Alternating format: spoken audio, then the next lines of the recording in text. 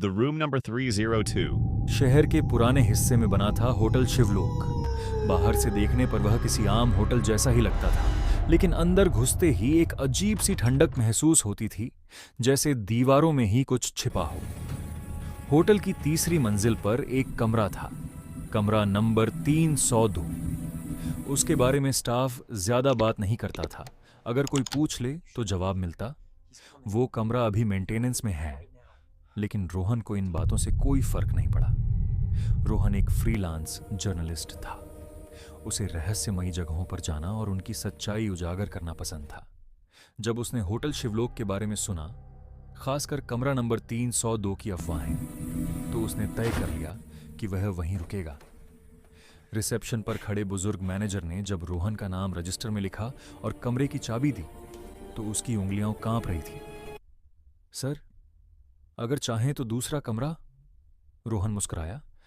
नहीं, मुझे 302 ही चाहिए।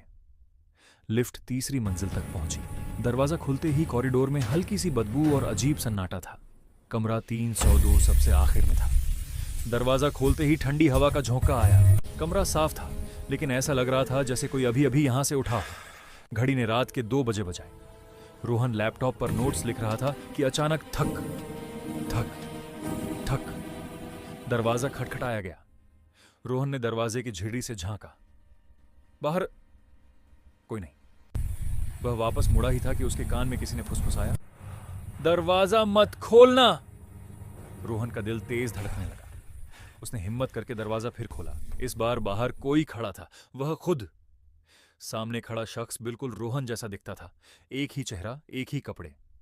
बस फर्क इतना था कि उसकी आंखों के नीचे काले गहरे गड्ढे थे और शर्ट खून से सनी हुई थी। मैंने भी यही गलती की थी, उसने धीमी आवाज में कहा, इस कमरे में रात काटने की।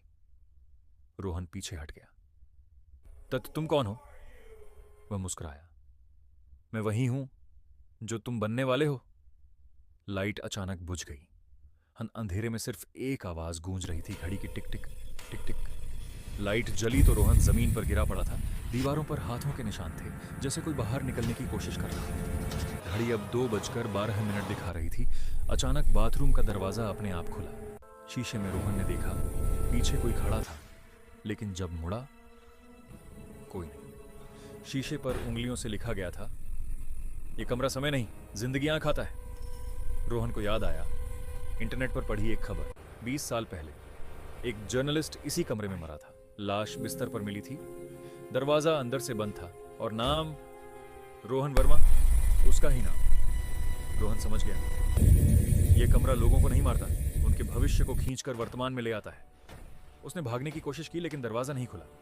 फिर वही आवाज आई, अब मेरी बारी पूरी हो गई, अब तुम्हारी।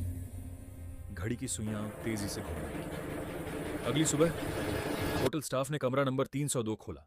बिस्तर पर एक लाश पड़ी थी, आंखें खुली हुई, चेहरा डर से जमी हुई चीख। रजिस्टर में एक नया नाम लिखा गया, Rohan Verma. Check in time 1:48 checkout time. और कमरा नंबर 302 फिर से बंद कर दिया गया, क्योंकि यह कमरा खाली नहीं होता, ये बस अपना अगला मेहमान चुनता है। अगर यह कहानी आपको पसंद आया हो तो वीडियो को लाइक करें और इस तरह और डरावनी तथा मजेदार कहानियों के लिए चैनल सब्सक्राइब करें। तो सब्सक्राइब कर ले। Thanks for watching.